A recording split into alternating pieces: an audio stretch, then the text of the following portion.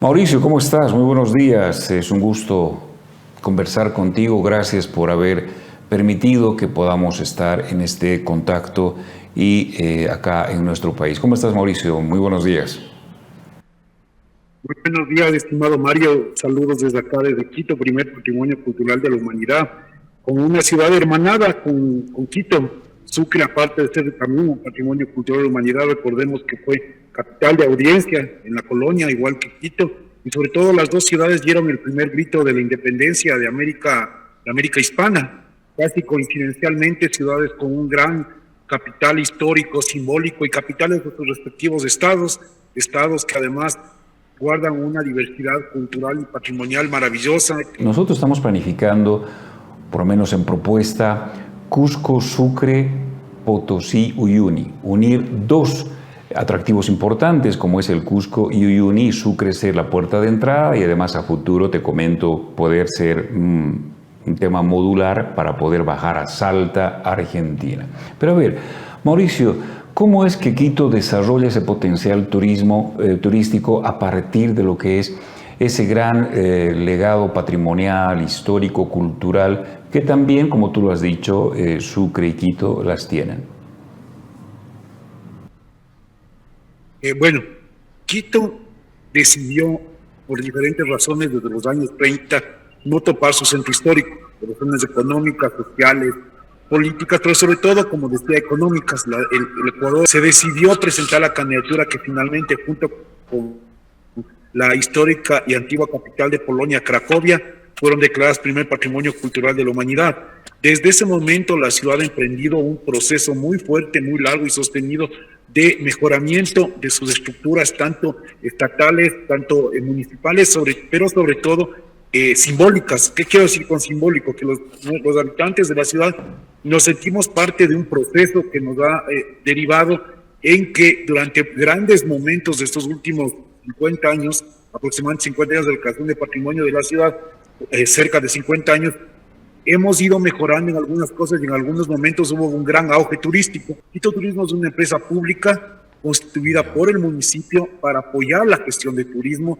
Entonces, Quito Turismo, perdón la redundancia, se encarga de buscar operadores turísticos, se encarga de constituir rutas turísticas, se encarga de formar guías, tanto nativos como formados en las universidades, para dar respuesta a las necesidades de ingreso de visitantes extranjeros y nacionales a la ciudad. El tema de la actividad turística en el planeta es sin duda una de las actividades de las más rentables. Quito, ¿cómo es que ha desarrollado esta potencialidad? ¿Cómo genera esa riqueza? ¿Qué cantidad de turistas llegan ahí? ¿Qué es lo más importante que le gusta ver al turista? ¿Qué es lo que se debería hacer nosotros aquí? Esta primera conversación es un poco para eso, para mostrar que sí se puede generar riqueza a través de la actividad turística. Sí, el turismo es una fuente de ingresos cuando está bien encauzado. Ahora hay que tomar en cuenta dos cosas. En este momento, en Barcelona, en España, hay un movimiento anti-masificación turística, porque la oferta ha masificado de tal manera que lo ha constituido en gentrificación de las ciudades también. O sea, hay que hacer una oferta que también vincule a las personas de la ciudad y a sus habitantes para que sea sostenible. Una de las cosas que en Quito se ha tratado de hacer es aportar a que los negocios pequeños, a que los negocios de ciudad que existían se fortalecieran. Se hizo un inventario, por ejemplo, como las huecas, que son los sitios de comida tradicionales, de bebidas tradicionales, de cultura tradicional, para que las personas lo visiten, y se crearon mapas con respecto a esto.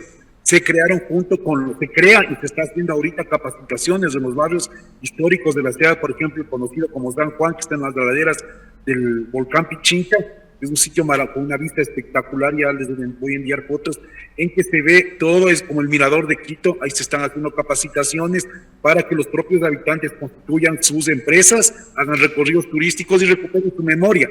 Y eso se oferta a los visitantes. Lo que se ha procurado también en la ciudad no solo visitantes extranjeros, sino también nacionales. Por ejemplo, en verano, en fiestas de Navidad, la ciudad se llena de personas. Hasta hace algunos años, si se quiere retomar, se hacía el conocido como Festival de la Música Sacra, en que se traían a grandes directores de orquesta y reconocidas también, perdón la redundancia, orquestas europeas y americanas, para que al compás de la música de las iglesias con los campanarios se hicieran festivales de ese tipo. Se hacen también muchas, sobre todo esto es fundamental, carreras de atletismo, rutas patrimoniales, como les contaba, de diferentes estilos.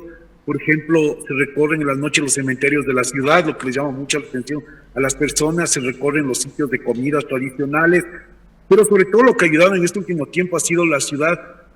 Quito tiene una orografía bastante particular, es muy alargada, la ciudad del casco histórico y permanente de la ciudad, aunque alrededor hay muchos valles, es una meseta alargada que no permite la movilidad muy bien. Entonces se han hecho algunos sistemas de transporte. Primero fue el trolebús, que es un tranvía, y también el metro, que inauguró hace pocos 1 o 2 años, y que la situación está dada alrededor de que estaba mi gerente, que estaba con el metro de Quito.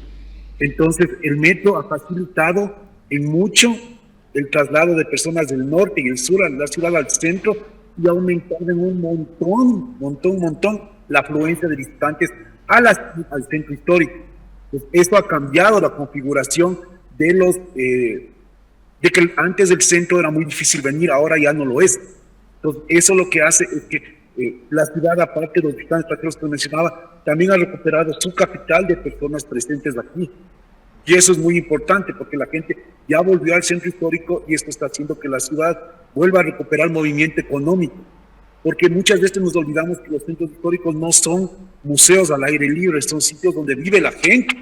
Y esa gente, al vivir ahí, lo que hace es darle vida, porque las casas históricas no se conservan solas.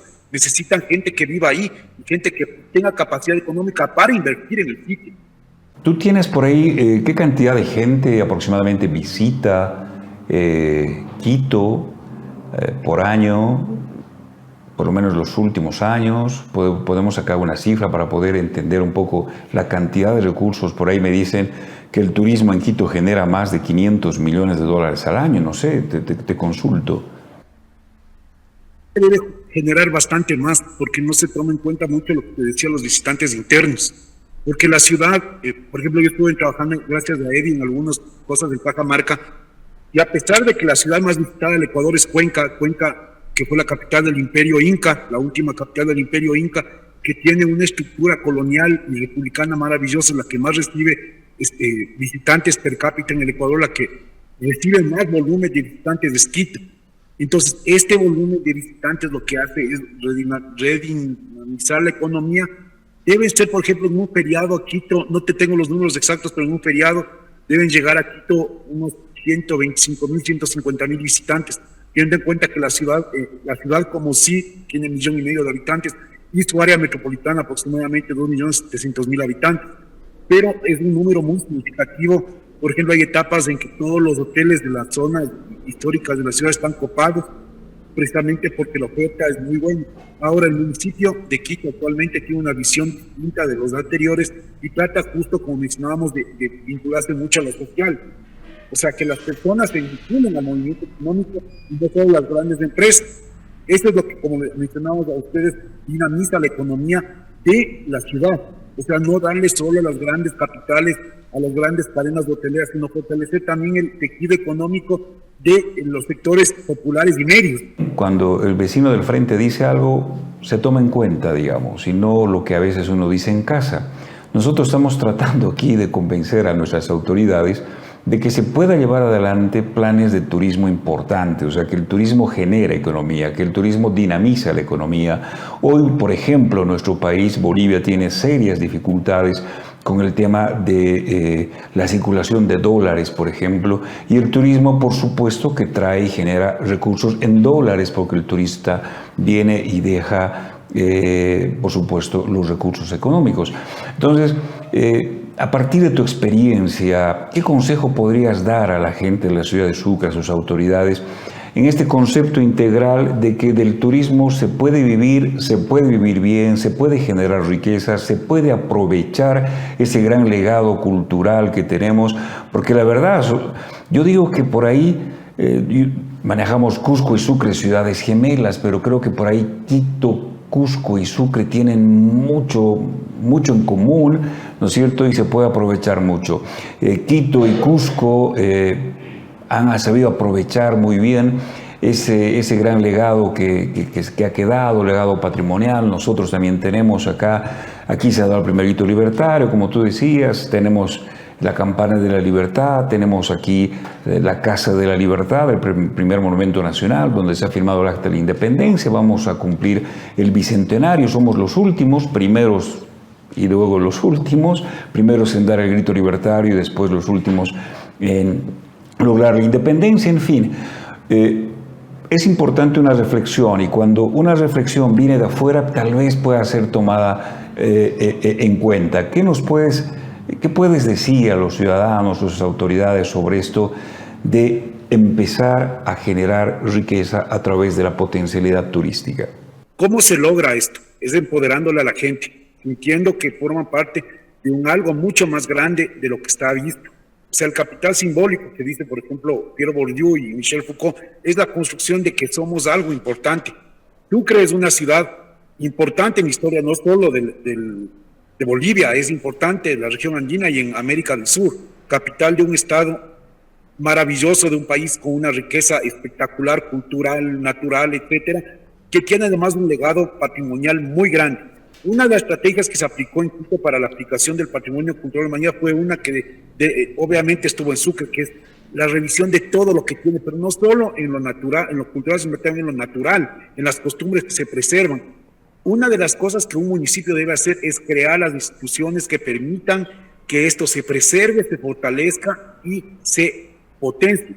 Si no existe un instituto, una institución que se encargue del estudio patrimonial en Sucre, es fundamental que se genere eso. Otro es un ente de turismo técnico fundamental, una secretaría o el nombre que le quieran poner de comunicación que fomente, que haga buenos sketches, buenos videos, buenos audios, buenos etcétera, buenas fotos de la ciudad, sistemas de transporte adecuados, pero sobre todo, e insisto, es una decisión política de la ciudad que asuma rol primero por fuera de ser la capital de un país. También tiene que generar los recursos para que sus habitantes vivan bien. Yo he hablado tengo un amigo, mi ex jefe de acá, de una institución que trabajaba acá, su esposa era de Sucre y me decía que es una ciudad maravillosa para vivir, que tiene un clima hermoso, que la ciudad tiene una altura ideal para vivir, que tiene un buen clima, los alrededores son hermosos, la ciudad es súper tranquila, tiene buena comida, o sea, tiene todas las potencialidades, pero no tiene la decisión política. No hay la decisión política de que esto suceda, no va a pasar nada. Y también Sucre es una ciudad académica, debe vincularse a la academia. La academia debe producir cosas para que se empiecen a publicar cosas sobre Sucre. Sus entes culturales, sus intelectuales deben asumir el rol que les queda, que les toca, que es el de que Sucre sea una potencia turística como lo puede ser.